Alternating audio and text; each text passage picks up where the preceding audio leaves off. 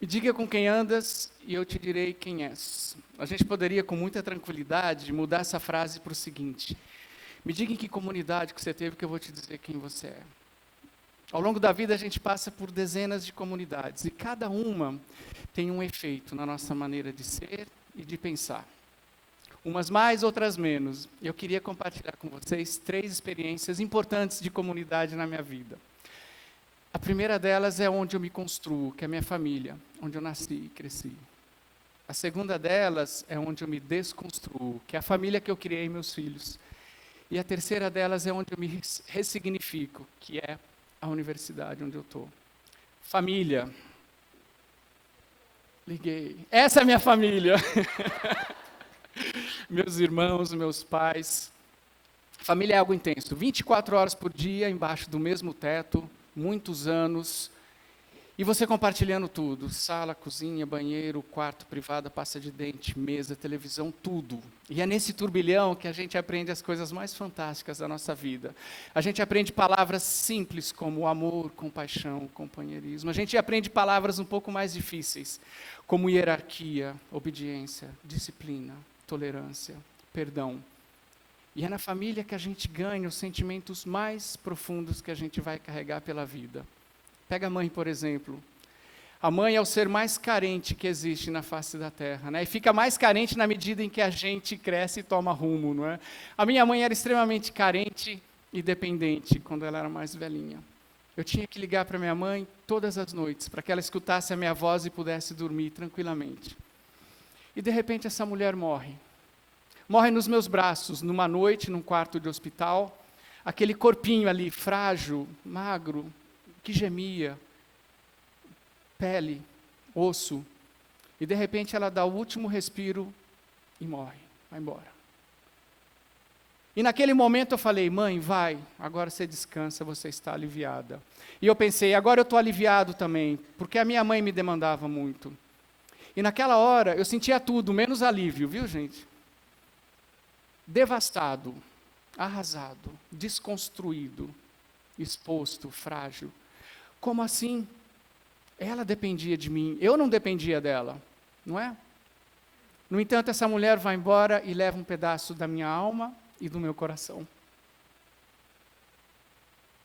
Como é que é isso?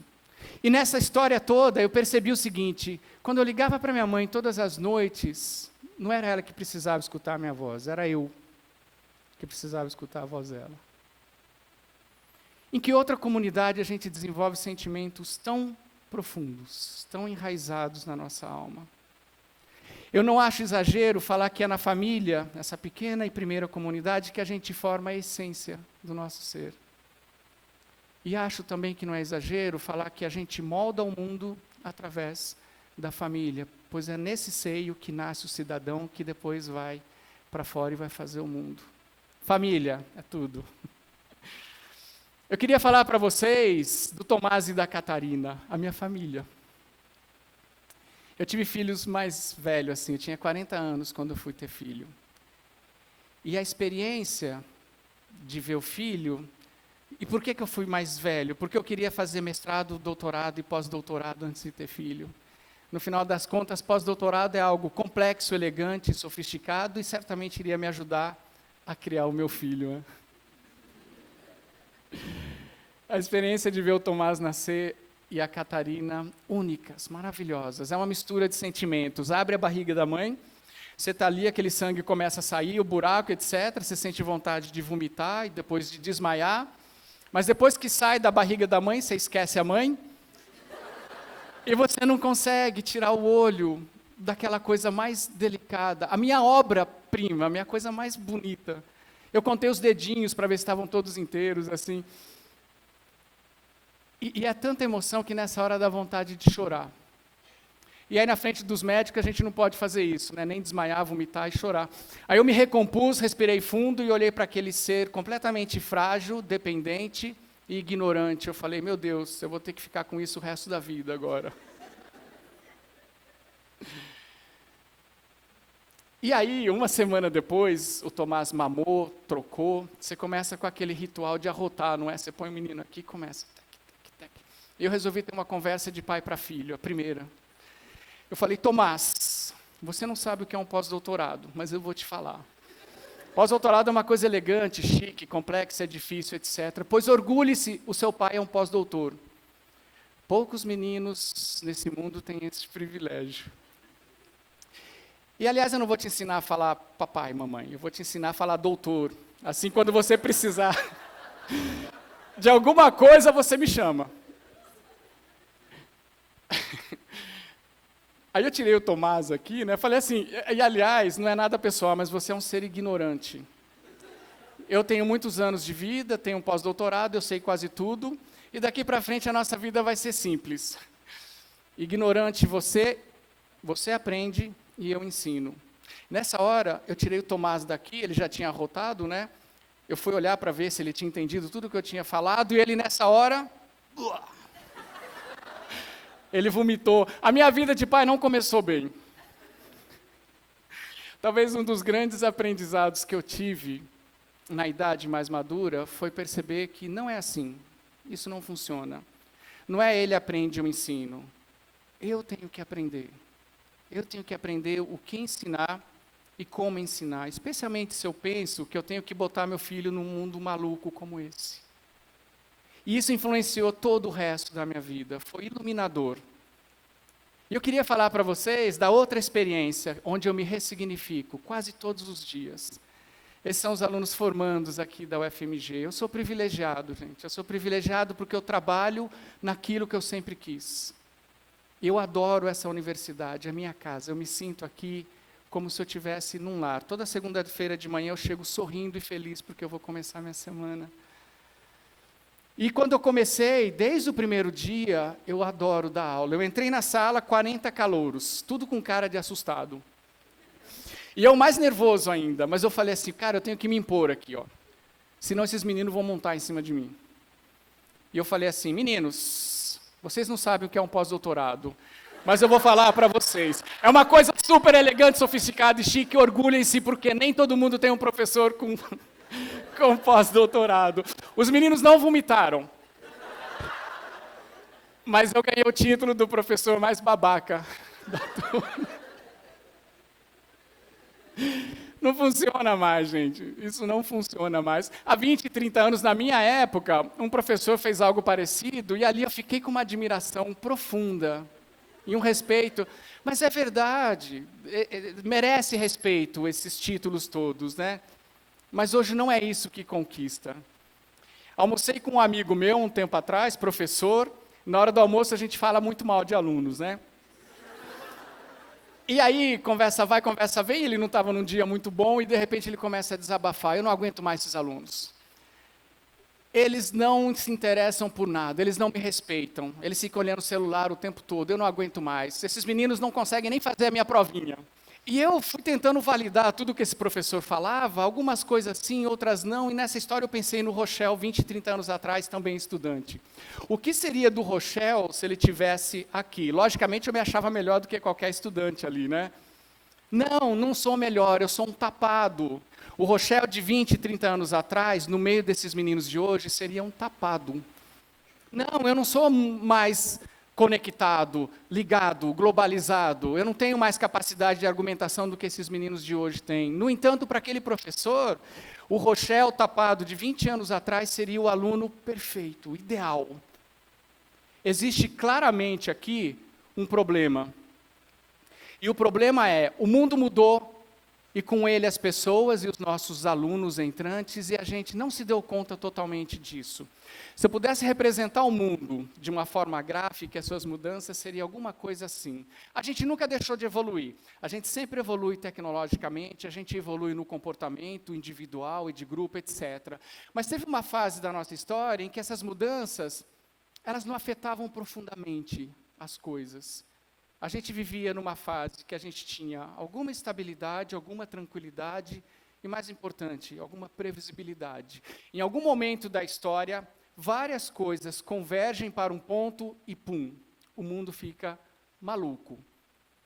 Eu não dou conta mais de explicar o mundo de uma maneira simples. O mundo agora é muito mais complexo, as mudanças são muito rápidas e, assustadoramente, imprevisível. Olha isso aqui. A gente sai dos anos 80, fax, carta. Tem gente que tem saudade disso. Eu realmente escuto isso com alguma frequência. E aí a internet se populariza. E aí, no espaço muito curto de tempo, você começa com e-mail, redes sociais, buscadores, e tudo isso vai culminar naquele equipamento. Para tudo que ele trouxe de bom e de mal para o nosso mundo, o smartphone. Cara, antigamente era isso, era um telefone no canto de uma casa, uma pessoa discava e falava com outro telefone no canto de outra casa, era um para um. Hoje, de qualquer lugar do mundo, eu sou capaz de acessar centenas ou milhares de pessoas que estão na minha rede social, ou, usando a minha agenda, eu consigo marcar uma reunião com 10, 20 pessoas. O mundo mudou. E as pessoas mudaram. A pílula se populariza. Gente, isso aí foi uma revolução. A gente não costuma pensar muito nisso, né? Divórcios começam a aumentar e se popularizam. Tudo isso mexe numa coisa que a gente provavelmente tinha como a mais sagrada e a mais fundamental, que é família. Família é pai, mãe, filhos, cachorro. Cachorro sumiu num certo momento aí, né? Família não é mais isso. O Congresso Nacional, ano passado, discutiu no Estatuto da Família, qual que é a definição de família? Família pode ser pai, filhos, pai, filhos, mãe, filhos.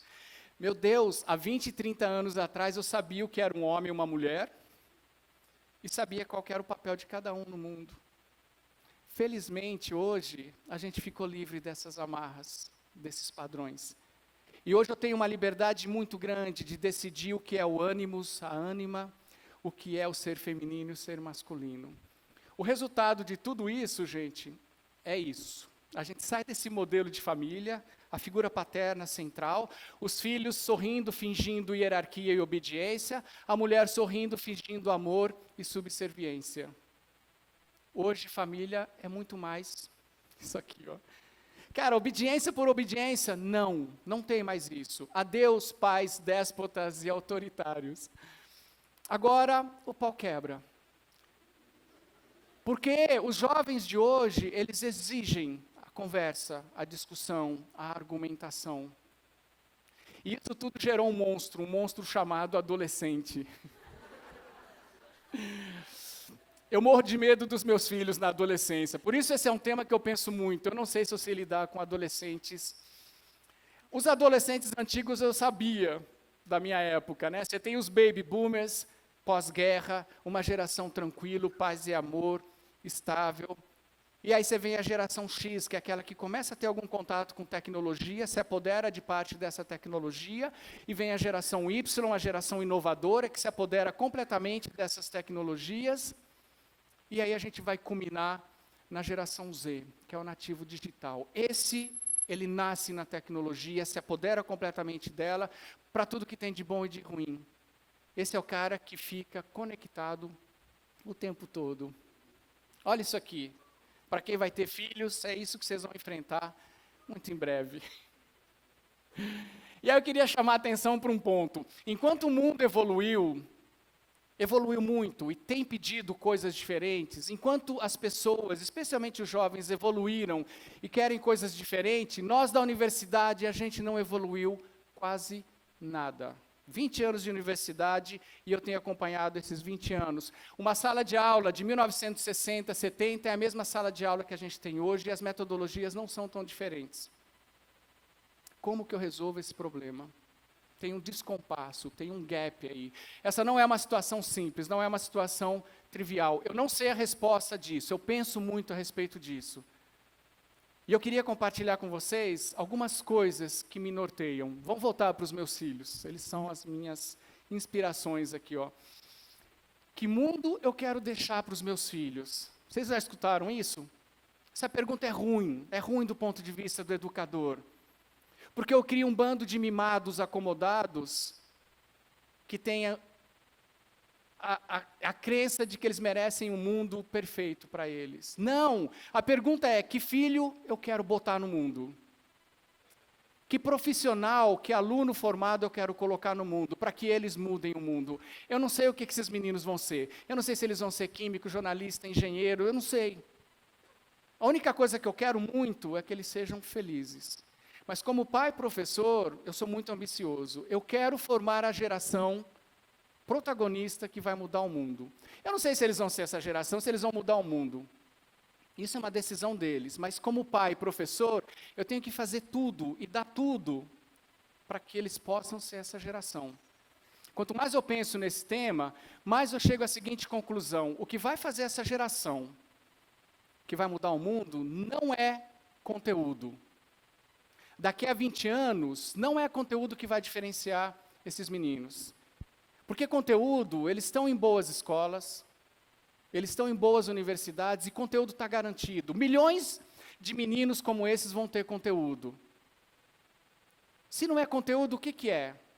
É o conhecimento tácito, é comportamento, é atitude, é inteligência emocional. Isso é que vai fazer diferença quando eles entrarem e se tornarem cidadãos no mundo aí. Se eu tivesse que pensar em 3 coisas que eu gosto de trabalhar com eles: autoconhecimento, criatividade e capacidade de execução. Daqui a 20 anos o mundo é imprevisível, eu não sei como ele vai estar. Eu tenho que me conhecer bem para eu poder me reposicionar no mundo. Daqui a 20 anos eu vou precisar de muita criatividade para olhar o meu entorno e pensar de maneira completamente inovadora. E eu preciso de capacidade de execução para implementar qualquer mudança no mundo. Como é que eu trabalho isso com os meus filhos? De maneira gostosa, lúdica, bacana. Eu vou para o meio do mato com eles, eu caminho, trilhas, montanhas, eu escalo, eu nado em cachoeira gelada. A gente brinca com alguns bichos, rastejantes, outros mais peludinhos. Olha a cara de alegria da Catarina ali, ó. Foi uma conquista para ela segurar esse lagarto. A gente desenha e pinta. A gente constrói jangada com garrafa PET, a gente constrói abajur e vende. A gente compõe música, toca e se apresenta. Nós estamos gravando um CD com esses meninos. E o que é que eu faço com esses caras da universidade? Quase tudo que eu fiz com os meus filhos, tá? A gente se diverte também, mas dá para fazer mais, dá para publicar livro. Dá para publicar livro de coisas que a gente normalmente não tem aqui no nosso ambiente. E mais do que isso, dá para fazer uns cursos e algumas disciplinas diferentes, onde eu trabalho outras habilidades humanas desses meninos.